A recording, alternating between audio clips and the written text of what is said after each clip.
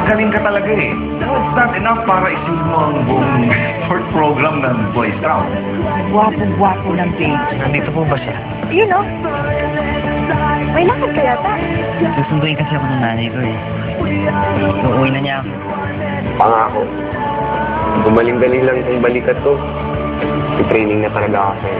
Natandaan ko yan. Sige na. Aaminin ko na sa inyo. Sweet ka talaga eh. Sabi ko na nga.